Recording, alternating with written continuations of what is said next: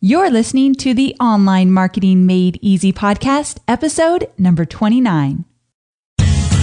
Welcome to the Online Marketing Made Easy podcast. Business advice so easy, you'll feel like you're cheating. And now your host, Amy Porterfield.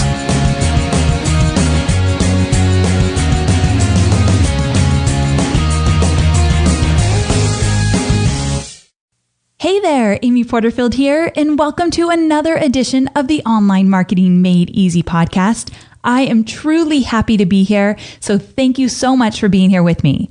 Now today we are talking all about Facebook ad targeting and the big opportunities that are waiting for you. However, before we get to that, I wanted to give you some updates about my current podcast. So first, starting in June, I'm going to be recording one podcast a week, which means I'm kind of upping my game. It's going to be a lot more work, but it's going to be worth it because I have a lot to share with all of you. So hopefully you're excited to hear from me a little bit more. Crossing my fingers you are.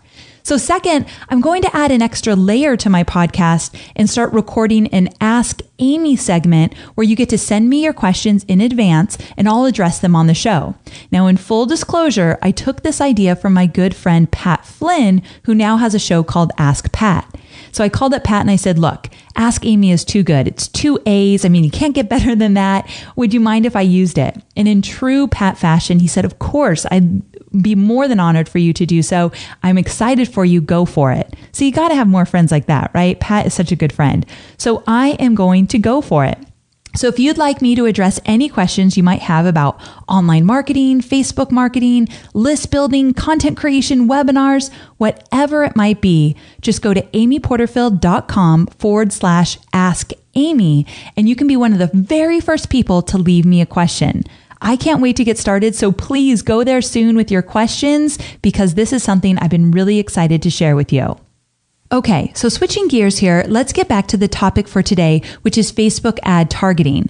Now, I've invited my really good friend, Rick Mulready, to come on the show with me so we could talk about Facebook ads. Now, the reason I invited Rick is because he has an extensive background in online marketing and he's in the trenches every day with Facebook ads. He has a few online courses about ads and he's done some pretty amazing things with his own ads. And so every week we try to get together. When I say he's a good friend, I really mean it. We actually try to hook up every week and just talk about work stuff. We meet at Starbucks and we usually try to get work done, but the conversation always goes to Facebook advertising. What's working, what's not working, how to do it, what he's doing, what I'm doing. So we have these amazing conversations around how to use Facebook ads to see big success. And by big success, I mean growing your email list and increasing your revenue.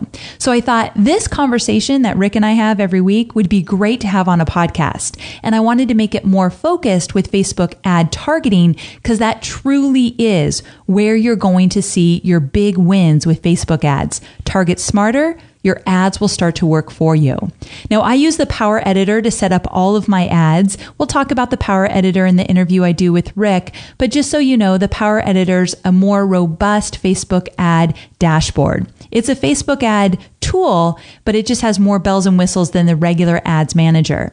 Now, just know this, on my show notes for this episode, so amyporterfield.com/29, you can get all the show notes and I'm going to show you images of where you can locate all these ad opportunities that Rick and I are going to talk about. So use my show notes as your guide because I'm really going to make sure that you know how to do it, not just what you can do. So I'll point out where to locate all of this inside the Power Editor. So the show notes, amyporterfield.com/29.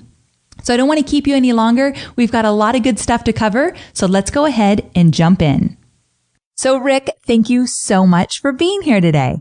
Thanks for having me. I'm honored to be back on the show here. Yes, I'm so glad you are. And here's the deal. We are going to be talking about Facebook ad targeting today. And the reason I wanted to do this show with you is because, as I mentioned in the intro, you and I have been kind of getting together pretty regularly, our Starbucks meetings, and we've been talking about ads all the time. And I feel like we've got this great dialogue going back and forth about what works and what doesn't work. Would you agree? Yeah, totally. Okay, yeah. Good. It would be really weird if you said not really. And then I don't agree with you at all. The show would be going down the hill right now. So I thought, okay, so let's talk targeting because so many people are interested in jumping into Facebook ads, or they're at least curious as to what Facebook ads could do for them. But one of the conversations you and I have had a lot was that Facebook ads are not going to work unless you really figure out your whole targeting situation. Yeah, exactly. And I think that's just one of the most important pieces of the puzzle. Even if you have a so-so type ad, meaning the creative's okay, the copy's okay, but your targeting is really dialed in, I think you can even get good results that way. Yep, I totally agree. I call it like the most important part of your Facebook ad campaign is the targeting. Okay, good. So you totally agree with me here. Yep. So I thought, let's start out with the most basic, and then we'll get into some more semi-advanced strategies, but they're not so advanced that someone that's just starting out can't even, experiment with them. So right. I think there's something here for everybody. So the first way to target your Facebook ads is with interest. And you would find interest when you're setting up your Facebook ad. Rick and I only use the Power Editor. So when you're in the Power Editor, you've already set up your campaign and your ad sets. Now it's time to set up your ad. And under audience, you will actually start setting up interest. And I'll put some pictures on my show notes so you kind of see what this is all about. But talk to me a little bit about what interest is all about. Sure. Well, before we get to interest, you do have to do like the demographics, which is just basic stuff like, age range of people that you want to do, target to, what country, if you want to get really specific and do like zip code and city and all that stuff. So you can do that. Great point. Yeah. But then for the interest is essentially, that's sort of like the stereotypical, when someone thinks of targeting on Facebook, they think of interest, and whether they realize it or not. This is where you can put in, Facebook fan pages of people, of groups, of magazines or TV shows or whatever it may be that are similar to your industry or niche, or whatever you're going to be working on or who you want to target. This is where you're going to be doing that within the interest section. So you put the Facebook fan pages in there. Okay, perfect. So let's say I wanted to, and I've done this before, I had a big webinar all about list building. So when I was running the ads about list building, I targeted the normal Facebook pages I target that are big on social media, but I also targeted Aweber, Infusionsoft, MailChimp, because these are pages that have fans that people are interested in building an email list. Yeah, for sure. So that's the kind of thing that you would do. You would target other Facebook pages. And in that interest section, you're literally typing in the name of the Facebook page. Now, one thing that comes up all the time is people say, you know what I'm going to say? I do. I try to type in the name of a Facebook page and nothing happens. So talk to me about that. Yeah, and I get that question all the time as well. I mean, basically, you kind of have to test to see if you can target the page that you want to target. And if you start typing in the name of a page that you know the name of the page, and you start typing it in there and it doesn't come up as an option to target, the first thing that I would suggest somebody do is to go back to that Facebook page that they want to target and make sure that they have the exact name of the page. Yes. Because I've had that happen so many times where I start typing in the name of a page and it doesn't come up. I go over it and I literally copy and then paste the exact name in there, and then it comes up. Ooh, that's a good thing to know. For some reason, I don't know why it does that, but you do have to have it very specifically what the name of the page is. And then if it does not come up as an option, you can't target that page within the interest section, unfortunately. And I've asked Facebook this before. Why is this an option? You and I have talked about this a lot. And I've asked other people as well. And nobody has a good rationale as to why you can't target a page. Even the feedback I've gotten from Facebook itself, not a very good response there. So same with me. I don't have a good answer. I don't either, because I actually asked somebody at Facebook, why is this happening? And his response was that sometimes Facebook pages are not indexed properly by Facebook. So they're just not popping up. Whatever that really means, I don't know. Yeah. But it's maddening. But here's the great thing. There were some pages that wouldn't pop up for me of some pretty big name internet marketers that I wanted to target their Facebook page. And then months later, I tried it again and they did pop up. So I don't know why that is, but just keep trying. And it's funny. Sometimes when people hear that you can target fans of other Facebook pages, they think we're doing something sneaky or against the rules. But this is completely white hat. Like I would never teach anything that's not. Yeah. So this is something that people do every single day and get really big results. Now, there's some things that you can do to kind of manage this side of the targeting, meaning if you use Evernote, which I know both Rick and I do, you could start a list or maybe just start different categories and start listing a bunch of pages that you might want to target. Because if you keep this more organized, you can pull from that information as you continue to set up your ad sets inside the Power Editor. Do you do anything like that? Yeah, for sure. I mean, the best thing to do before you start doing this is just brainstorm a list of, people, publications, other groups that are within your niche or within your industry that you potentially want to target, even competitors. And again, this isn't like we're not being sneaky here when you're setting this up. It's just a matter of where is your target audience? Where are they hanging out on Facebook so that you can target your ads to them? So just compile a list and then start building off of it from there and really keep track of, which of those interests are working well for you when you start your campaigns. And then you can sort of whittle it down from there to see which ones are working the best for you. But yeah, definitely, start to keep a list in Evernote, for example, of potential targets for you. Now, let's actually talk about graph search, because I think that's a great way for people that are still a little uncertain as to what pages they should target. Mm-hmm. I think graph search is a great tool. So for those of you who don't know, and this isn't available to everybody, the last I heard, it wasn't available to anybody in the UK. Did you hear that as well? Yeah, it's kind of weird how Facebook rolls these things out. Some countries, things are available. Other things, other countries, other functionality is available. I was just going to add to the interest part, for some reason, I have no explanation why this is that I might have, like we were talking about being able to put an interest in there and having it show up as a possible target.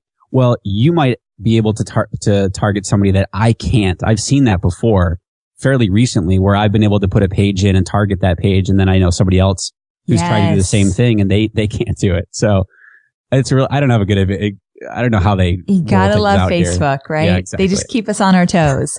So be patient with yourself. Keep trying things and don't always think that you're doing it wrong because sometimes Facebook is the culprit there. So that just is a little mindset trick that I try to remind myself because when I think I'm completely doing something wrong a million times over, it could drive me crazy. So it's not always our fault that it's not working inside the Power Editor or wherever you're playing around with on Facebook.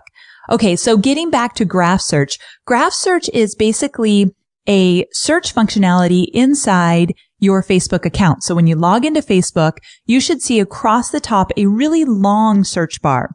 What I've found is if you have a short search bar, you likely don't have graph search yet. It's the old search. But if it's pretty long across the top, you can use graph search to find out what other pages you might want to target. So inside that search function, you could type in things like pages liked by people who like, and then whatever it might be. So I could actually say pages liked by people who like Amy Porterfield. And when I type in Amy Porterfield, I'm actually talking about my Facebook page. So now I can see what other pages are my fans frequenting often, because that will give me a good indication of other pages I might want to target to find new fans. So can you think, Rick, of other kind of formulas you can put in there? Yeah, for sure. I'm so glad you brought this up too, because this is just one of those simple little tricks that a lot of people unfortunately don't know about, but will give you, as you're brainstorming those, potential interests to target, this will give you additional ones to think about. So you can do like favorite interest of people who like, and then you put your page name in there. Yes. You can do groups of people who like, and you put your name the name of the page in there. You can do 2 pages. So you can say pages liked by people who like, XYZ page and XYZ page. Yes. Then you can get really granular. You can say like pages liked by, and then a gender. So pages liked by women who live in Canada who like running XYZ page. That sort of thing. Yeah. So that's another thing. I'm glad you brought that up. You can get very, very detailed in terms of location as well. So you could actually type in pages liked by women who live in San Diego who like running. I don't know if those are the exact words, but you can get really specific like that. And then all the pages that these women like are going to pop up. So if you're looking to use interest, and that's usually where if you're just starting out with Facebook ads and you want to target smart, interest is the way to go. Interest, Rick and I have used interest for years now, right, Rick? Yeah, for sure. And I think one thing to note about interest targeting, is that a lot of people, I get a lot of questions about, Facebook kind of, excuse me, it's in the morning here. Rick has his sexy morning voice, ladies. I do. I got this is the late night DJ voice going. So a lot of people have said, well, Facebook has kind of, shifted what interest is all about. They've gotten more broad or whatever it may be. And I have not found that. I still have amazing success with the interest targeting that you can get. And this is, like you said, Amy, this is perfect for people who are just starting out, who might not have, an email list. Maybe they're not getting a lot of traffic to their website yet, but they can start off with just the interest section and get really, really targeted with their ads. Yes, for sure. Now, don't let me forget, Rick, I want to come back to numbers. People are always asking, well, how many people should I target? Yeah. We're not going to get there yet, but let's make sure we touch on it before we jump off. Sure. Okay. So after you input all the different Facebook pages that you want to target, another thing right under interest is behaviors. Mm-hmm. And talk to me a little bit about behaviors and what this actually does for you. Yeah, so this gets a little bit more advanced. And essentially what behaviors is Facebook partners with these third-party companies, these third-party data companies, which track people's purchase behavior off of Facebook. And so if you are, for example, if you are a mortgage person, if you're in the mortgage business, or if you're a real estate agent, you can target people who are likely to move, or maybe are recent home buyers, or they recently moved. This is all, Facebook is gathering this data, like I said, because they partnered with these outside companies to track this behavior of people off of Facebook. And they make it, this is pretty cool because they make it available to, us marketers who are looking to target our ads to people who are maybe going on, casino vacations. They're going on, whatever it may be, business travelers. Well, this is where that you can do this in the behaviors section. It's a little bit more advanced, but if this, if you are, I get a lot of, like a realtor type questions. So behaviors might be a good opportunity to target. For sure. Like you could target people that are currently renting versus those who have purchased a home. Exactly. Like you can get really, is the word granular? Granular. Yeah. I could not think of that word. Granular with your targeting. Now, underneath behaviors is categories. And categories is definitely more advanced, but just in case people are seeing, the different options and they have a question, tell us about categories and how are they different than behaviors? Yeah. So this is a little bit more advanced. And I to be completely honest with you, I don't use category targeting simply because it tends to be a little bit more general. And I would much rather my targeting be as specific as possible.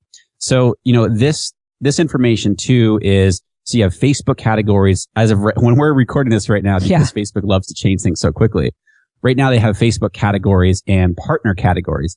The partner categories are very similar to what I just described with the behavior targeting. So they partner with these third party companies to get data about further demographics, what maybe, how many kids that you might have, how many children, what ages and so forth, politics and that type of stuff. But with the Facebook categories, this is, if someone likes a page about cooking, you could do something like a broader category. You could target people who in like food and dining, that sort of thing. So rather than saying, I'm trying to think of a show on Food Network, maybe Chopped or something like that. And so if you're into that sort of thing and you want to target people to get more broad from there, and if you want to target people within a category like food and dining, that's where you would do it in the Facebook categories. I personally don't recommend it simply because, like I said before, it tends to be a little bit more general, but everything is worth testing. And this would be a little bit more, sort of advanced for your targeting. Gotcha. So yeah, I just wanted to mention it, but it's not something really that Rick and I would teach to our students. So exactly. Just wanted to mention it. Okay. So let's move on to my favorite areas of targeting. And these are the areas that are really getting some amazing results. Now we're going to talk about custom audiences and lookalike audiences, two different types of audiences you can create inside the Power Editor on Facebook. Now, what I'll say about this is that custom audiences and lookalike audiences are fairly new, meaning for so long, Rick and I used interest and demographics and all that good stuff to target our audience, and we got great results. But now that custom audiences and lookalike audiences came on the scene, that's where we're really spending a lot of our time. Now, we're going to explain what they are and then how you can use them, just so you get a really good understanding. You might not be ready to use these yet. You'll have to see once we explain them if they actually work into your business model, but they're definitely worth paying attention to. This changes the game, in my opinion. So let's talk about custom audiences first. I'll tell you what it is, and then I want Rick to kind of jump in here and give a little insight, because he always has some really good feedback about how to use them and different ways to use these types of features. So a custom audience is basically something that you set up in Facebook. And what you do is you take an existing list you have, which is your email list. So let's just say you have an email list of 3,000 people. You actually export that list from your email service provider, and then you upload it to Facebook. You upload it to Facebook, and they're going to check against their database to see how many people they have on their database that match yours. And you're only uploading email addresses. So they're going to check against the email address, and then they're going to actually create a custom audience for you that says, okay, out of all of the people you uploaded, 1,500 are a match. So here's your list of 1,500 people that you can target inside of Facebook specifically. And so that's why it's so very valuable, because this list you upload could be just your buyer list, or people that bought a certain product and now you want to upsell to a different type of product. Or maybe they're just people that have signed up for your email list and you want to make sure you get in front of them on Facebook as well. So do you have anything to add to that, Rick? As you were going along there, I was thinking about what I can add to it. You really explained it really well. I think the biggest tip there is that you are only, and you mentioned it, you're only uploading a list of your email addresses. So no column headers, no, name, no first name, no last name. It's just one column. It's a TXT file or a CSV file of your email addresses that you're uploading from, whether you're using Aweber or Infusionsoft or Entreport or whatever it may be. It's just one nice, neat column of just your email addresses. Perfect. And to get this to work, you need at least 100 matches.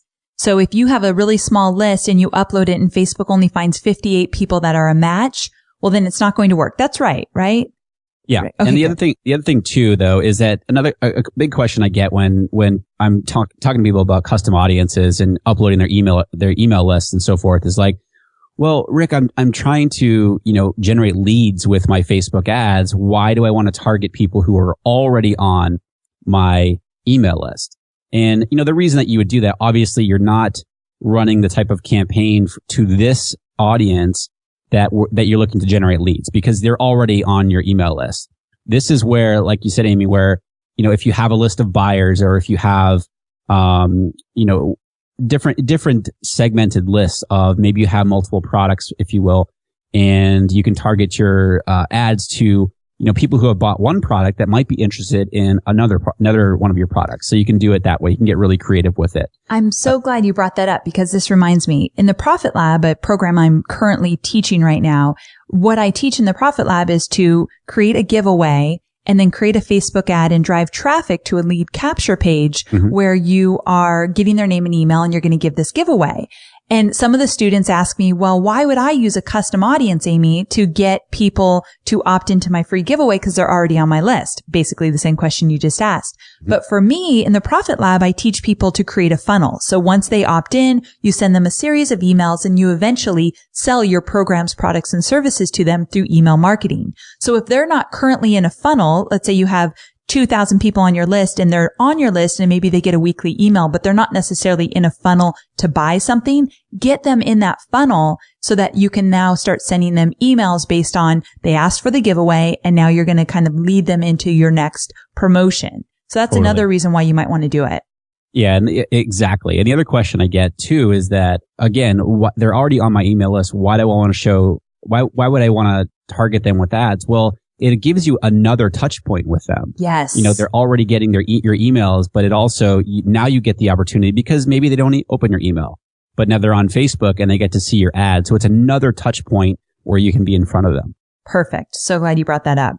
Okay. So you've got your custom audience. Now here's where the magic happens, in my opinion. The magic happens because now that you have a custom audience, the first thing you can do with that, after you market to that list with your Facebook ads, you can actually create a lookalike audience. So a lookalike audience is basically the basic one is that you can upload your list, create your custom audience, and then tell Facebook, okay, create a lookalike audience based on this list I just uploaded. And what that means is Facebook, because they know everything about us, unfortunately, we can use that to our advantage here. And Facebook will create another target list for you that is very similar to your list that you've uploaded. So in terms of similar, we're talking behaviors, interests, likes, dislikes, all that good stuff. Facebook knows this. And so they're creating a list for you that's very similar to the list you uploaded. To me, that is the best way. If you have a really small email list and you don't have a lot of Facebook fans yet, you upload your custom audience and then create a lookalike audience. Now you could get up to like 1 million people on that lookalike audience. Yeah, exactly. And you can, the cool thing about this is that, like you said, Amy, that Facebook knows so much information about all of its users because there's all the information on the pages and so forth. So it has a lot of data, and that's what it's using the data of the people that it has matched on your custom audience to create these brand new audiences of people with similar attributes of those people on your email list, for example. And they just rolled out recently, I'd say recently within the past couple of months, where you can also create a lookalike audience out of your Facebook fans. Yeah. So talk to me about that one. Yeah, well, this is only going to be helpful if your Facebook fans are targeted. And I know all of your listeners have targeted Facebook fans. So it's going to be beneficial because they are targeted. Facebook is going to do the exact same thing that it's doing with your email list. It's going to find people with similar attributes to your Facebook fans. So it'll create a new audience out of your Facebook fans for you. The other thing I've started doing too, I've seen really good results with this, is that oftentimes, and this might lead into the further discussion in a few minutes here when we talk about audience size, but I've seen sort of the default size when you create a lookalike audience, regardless of sort of the size of the initial audience or the initial custom audience that you're creating a lookalike audience out of. I've seen sort of that default number be between like 1.9 million and like 2.3 million people. Which is crazy. So like, let's say you have a list of 3,000 people on your custom audience. Facebook's coming back at you with almost 2 million people on a lookalike audience. Correct. Okay. And so what I've started doing with this and experimenting with is once you have your lookalike audience, is then you can also layer in what we were just talking about. You can layer in additional interest targeting on top of the lookalike audience. So what it does is it further refines down that audience within the lookalike audience. And I see really, really good results with that. Cool. Like I mentioned, I'm going to show you a lot of graphics in the show notes so that you can see actually what this all looks like. So it's amyporterfield.com/29, and you can see all the kind of how-to step-by-step kind of stuff. But what Rick is saying is so valuable. And Rick, let's just get to it. We're going to get to it a little earlier because we've got more to talk about with lookalike audiences. Mm-hmm. But let's talk numbers. So when you create a lookalike audience, you actually have a little scale you'll see. Like you get to move this little button one way or the other. What are those two options there? So you have reach and similarity. Similarity. And what are the two differences? Yeah. So similarity is matching the top 1% of people on Facebook who are most close. I guess the way you could say that. Most closely related to the people on your on the audience list that you're creating that lookalike out of. And that's the one you want to go for. Yeah. And I mean, yes, absolutely. And I would, it's always worth testing both, but again, the more specific that you can be with your targeting, the better. And so I actually am trying to think of all the campaigns I've run recently, or even my students have run, and nobody's running that reach where, because you have the similarity and you can do the top 1%, the similarity is a bit more broad. So it's within the top, off the top of my head, top 5%, I believe it is, of those people on Facebook that are matching your audience. So recommendation though is to go with the similarity, because the more specific you can be, the better. It's similarity, and what's the other one? Reach. Reach, and reach is the 5%. Yeah. Exactly. Gotcha. Okay. So we want more similarity. So what do you think is an ideal target audience size? So if you ask this question to like 5 different Facebook, totally Facebook agree, people, you're going to get different answers. Yes. I tend to look at sort of my ceiling of people, the number of people at around that 600,000 to 700,000 mark. Okay. Roughly in that area. Then as far as going, low, what's the minimum? I'll even go for 1,000 people. And so I'll shoot pretty low and get pretty targeted with that. That's the beauty of Facebook advertising, is that you can get so specific with your targeting that, that's the beauty. I didn't have another thought there. Well, it was good. I was going with you. So here's the thing. I'm not going to get too technical because it's really hard to do so on a podcast, but just so everybody knows, the Power Editor, which I talked about in the intro here, the Power Editor is where we do all of this. And inside the Power Editor, you set up your campaign first. Let's say it's your lead magnet fall 2014 campaign.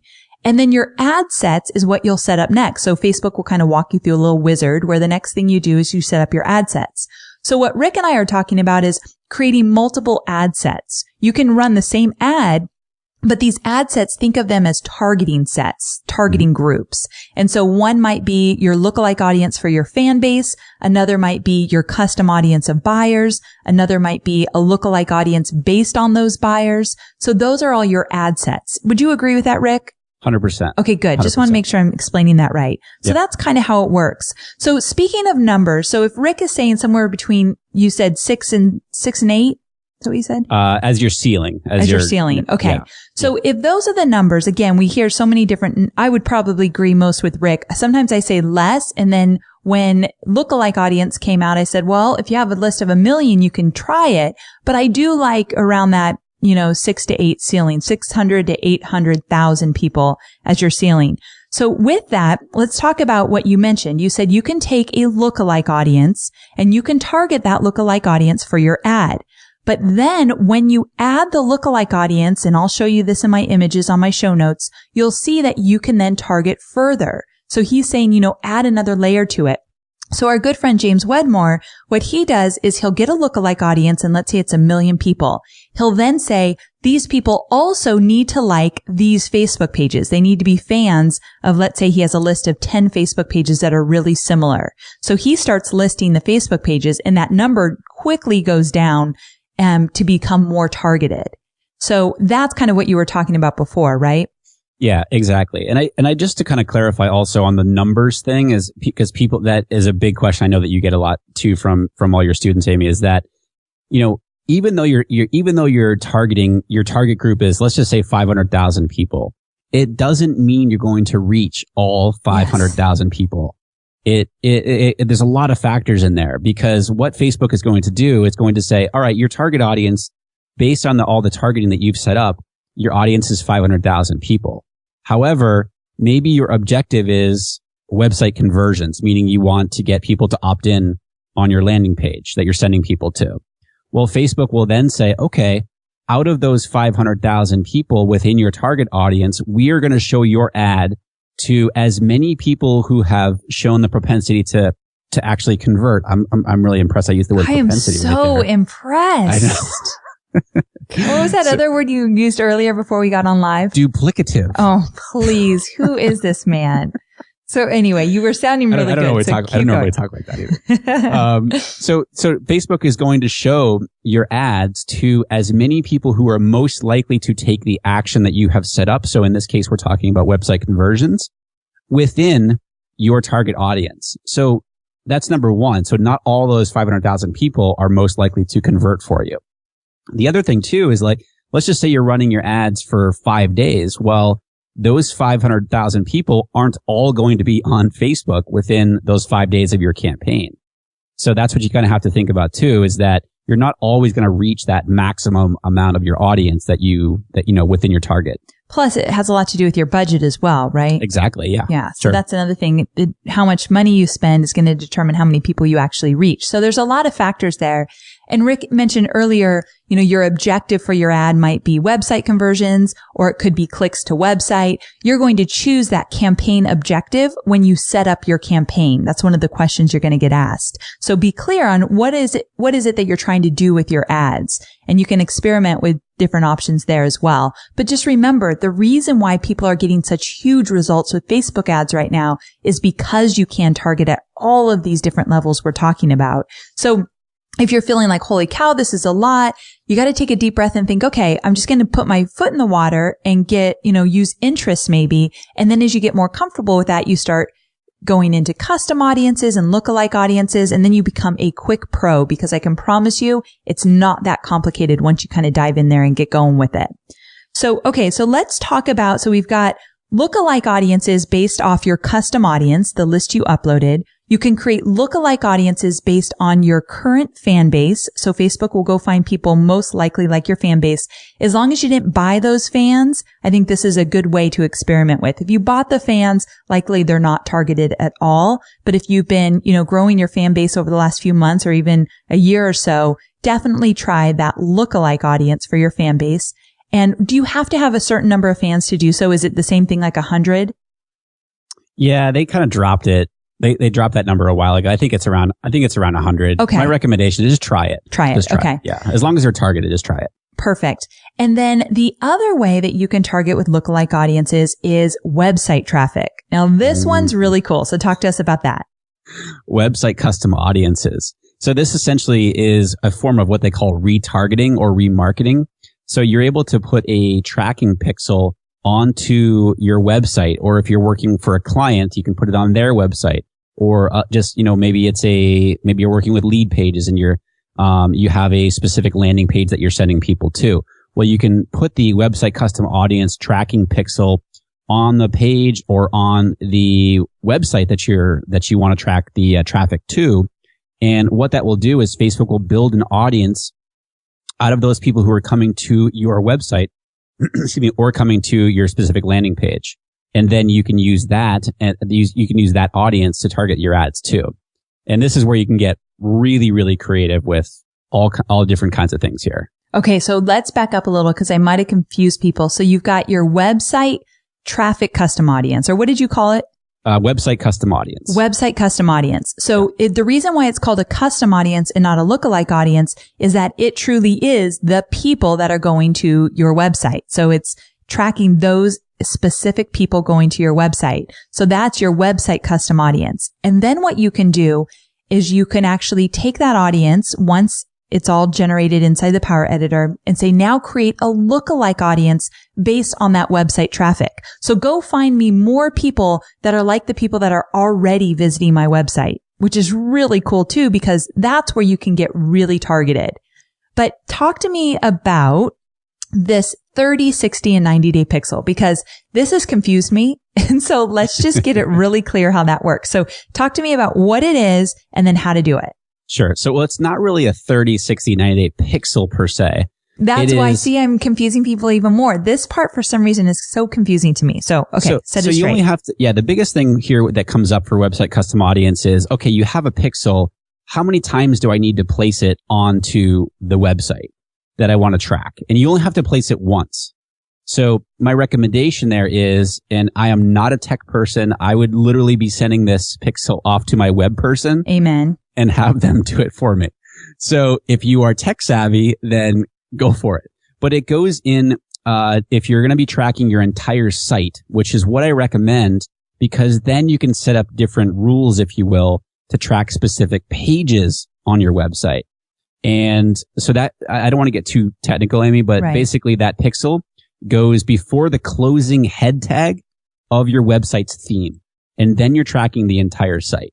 And pretty much that's all I'll say about that. Okay. So I don't want to get too technical. And I truly just asked my programmer to do it. It takes them 5 minutes and we're good to go. Exactly. So, okay. So you take this pixel, Facebook will give you this pixel, you put it on your website. And then how can I track to say, okay, Facebook, I want you to show this ad to anybody who's been on my site for the last 30 days?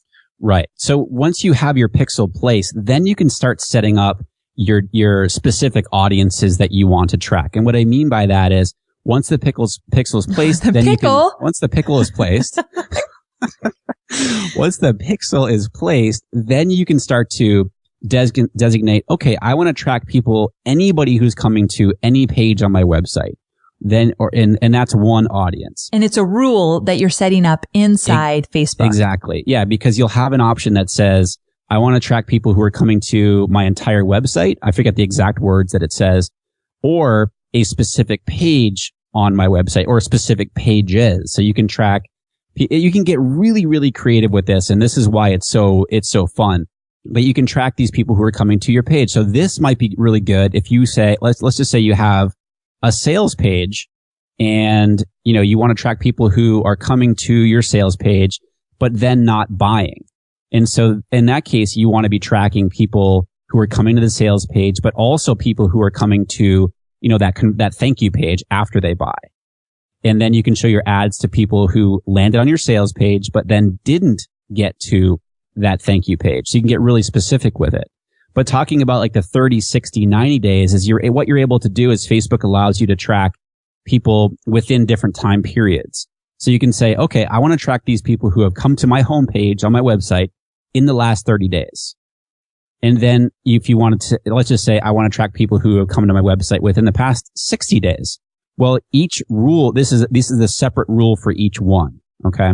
So you have a rule for, like I just said, a 30-day rule for people who come to your website, a 60-day rule for people who come to your website. And then you can just kind of that's where you start to get, you play around with, I don't know how specific you want to get or technical you want to get with this stuff, but then you can start excluding audiences. For example, like I mentioned before, if I want to track people who came to, maybe my opt-in page, but didn't opt in. So then you want to show your ad to them again. And you can get you're really creative when it comes to website custom audiences. You can. And so just so people know, there's a place when you set up your targeting that you can type in the name of a custom audience or lookalike audience. Yes. And there's a place that you can, add it. And then there's another place. Let me go there so I can see it right now. There's another place where it says exclude. So you can add a custom audience or a lookalike audience, and then you can exclude one as well. And that's what Rick is talking about. Target everybody that came to my sales page, exclude this list of people that actually reached my thank you page, which means they bought. So there's an exclusion and an addition there. So another thing that I'm trying to think, you brought something up. That you suggested to me, set up this website custom audience right now because it's not retroactive. Correct. The data starts compiling as soon as you place that pixel. It doesn't go back 30 days or doesn't go back 60 days. So if you place it today, then the data starts compiling, over, going forward. And if you get a lot of traffic to your website, that audience is going to start building immediately. And so you literally could start using it tomorrow if you wanted to. Of course, you're not going to have 30 days worth of data. But as soon as that traffic, as soon as that audience number starts to build, based on your traffic, you can start using it as a custom audience. Perfect. So just if anybody's listening now and they're thinking, this might be kind of cool. I've got some website traffic. I want to play around with that. Set it up now. And then when you're ready to use it, it will actually have been generating for you, which is kind of cool. Okay. So we talked about interest, behaviors, and categories. And then we also talked about custom audiences and lookalike audiences. And we also talked about, how many people should you target? Because that's a big question that comes up. And really, although Rick and I threw out some numbers for you, just experiment. Because when it really comes down to it, although this session's not about Facebook ad tracking, one thing that I know for sure is that I'm always looking at how much am I paying per lead and how much am I paying per customer? And those are pretty much the two things that I look at the most. I'm not as concerned anymore with click-through rate and a bunch of other metrics you can look at because I use Facebook ads to build my email list. So it's really important to me that I'm just watching how much am I paying for that lead. Would you agree? Are there other areas that you think are really important to watch out for? You nailed it. I mean, so many people get caught up with, different numbers that, my click-through rate is, doesn't look very good, but yet they could be getting a lot of conversions based on how much money that they're spending. I mean, that's really most important is build your email list, get those conversions. I mean, most worried about, what you're paying for what the cost per conversion is. And then ultimately, what is that cost per customer? Yeah. So just some things to think about for sure. And overall, I know this is a tough question because Rick, this has to do with so many different factors, but people are going to want to know what is a good cost per lead? Like what should I be paying per lead? And I know we've talked about this many times, but we threw out some numbers based on some of the experiences we had. What would you think is not exceptional, not like what the people that have been running ads forever are getting. But if you're, fairly new and you're running an ad to, let's say, a free ebook, and then how much do you think people, if they're doing a good job, should be paying for that lead? I think if you're in that sort of $3 to $8 range. Exactly. Yep. I think if you're in that range, you're doing pretty well. Okay, so here's the deal. When some of you hear $3 to $8 per lead, you're thinking, are you crazy? I can't be spending $8 per lead. Well, here's where it kind of comes together. And this is why, if you haven't checked out my podcast right before this, number 28, I talked a lot about how to use Facebook in a different way. And if you start to look at Facebook as an opportunity to grow your email list and turn those leads into customers, then those numbers, you start to look at them a little bit differently.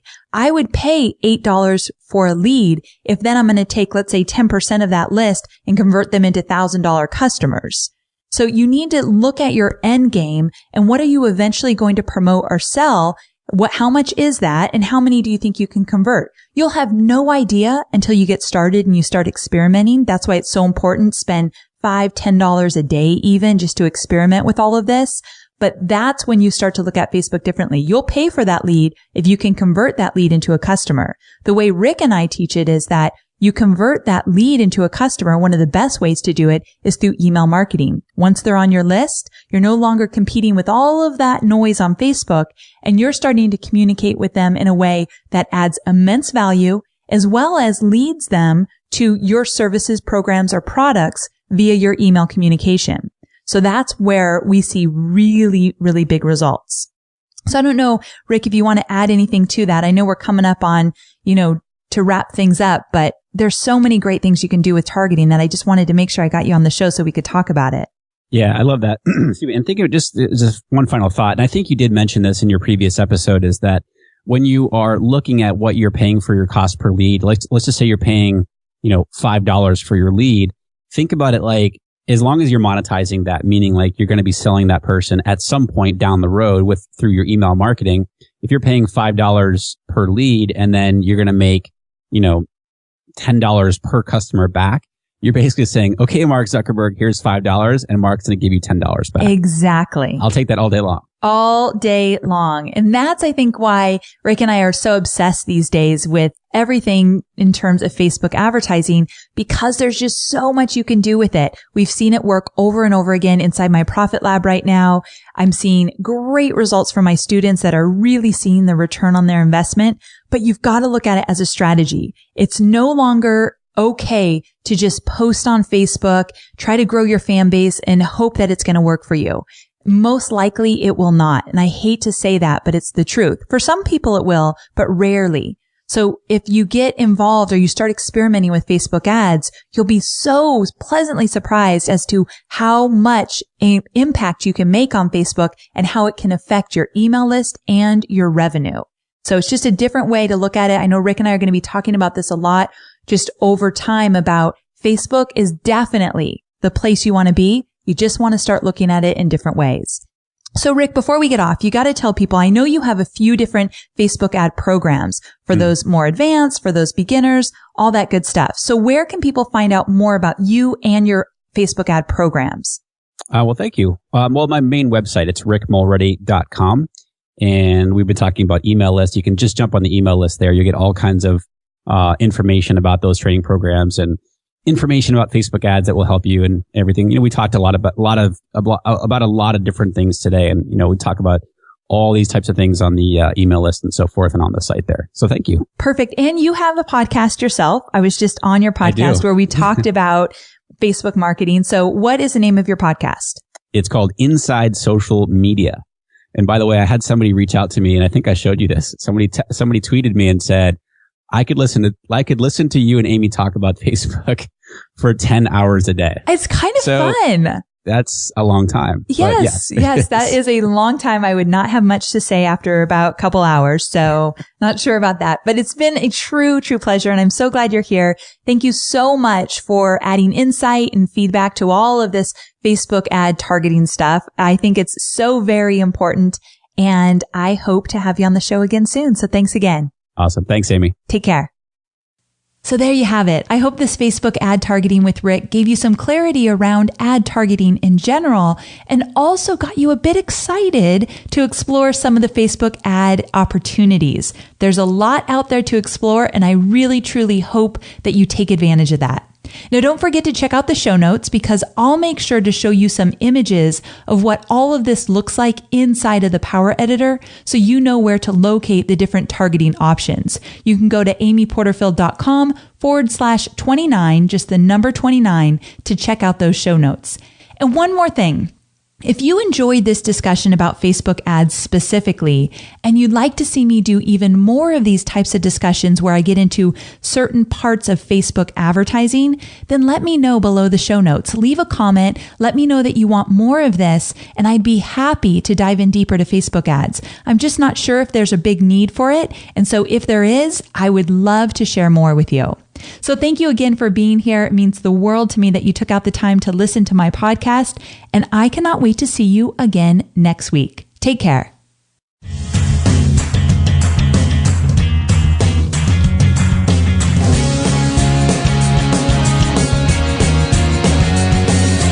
Thanks for listening to the Online Marketing Made Easy podcast at www.amyporterfield.com.